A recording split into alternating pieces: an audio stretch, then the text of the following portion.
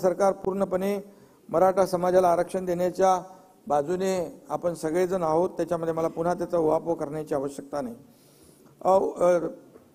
देवेंद्रजी आणि अजित पवार देखील हेच सांगत होते की आपल्याला या मराठा समाजाच्या, कारण एकदा तर देवेंद्रजी मुख्यमंत्री असताना आपण आरक्षण दिलं होतं, त्याच्यामध्ये मी जाणार नाही, आपण ते हायकोर्टमध्ये टिकवलं देखील, पण दुर्दैवाने सुप्रीम कोर्टामध्ये ते रद्द झालं।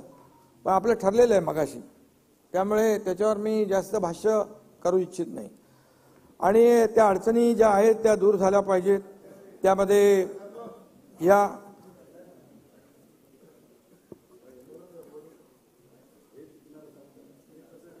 ठीक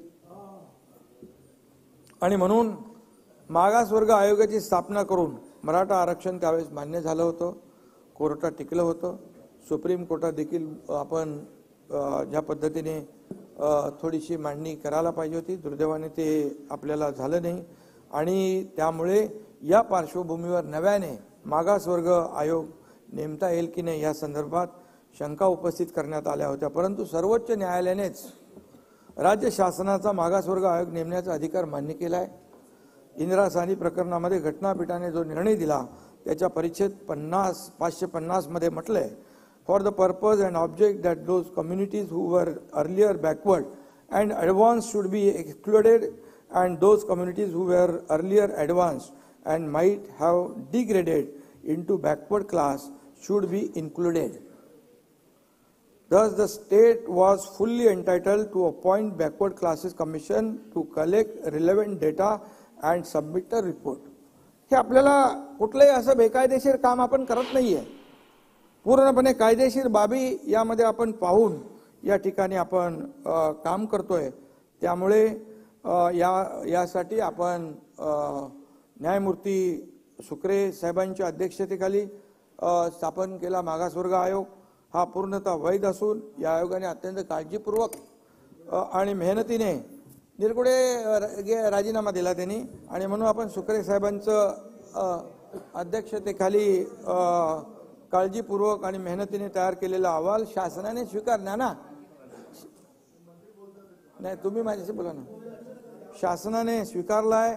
हे आरक्षण सुप्रीम कोर्टात टिकेल की नाही याबद्दल आतापासून शंका बाळगण्याचं कारण नाही ना। आपण पॉझिटिव्ह बोलूया, पॉझिटिव्ह चर्चा करूया, सगळ्यांची जबाबदारी आहे। हे सगळं आपण मराठा समाजाला जो आरक्षण देतोय ते टिकावं यासाठी सुप्रीम यामध्ये घटनेच्या 342A आणि 16(4) आणि 15(4) प्रमाणे नोकरी आणि शिक्षणामध्ये आरक्षण देण्याची घटनेत तरतूद आहे।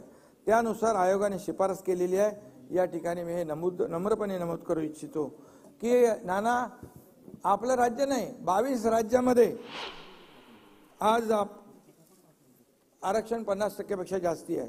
तामिळनाडू 69%, हरियाणा 67%, राजस्थान 64%, बिहार 60%, गुजरात 59%, पश्चिम बंगाल 55%, आणखी 22 लोक आहेत। बिहारने 59% दिले, 69%।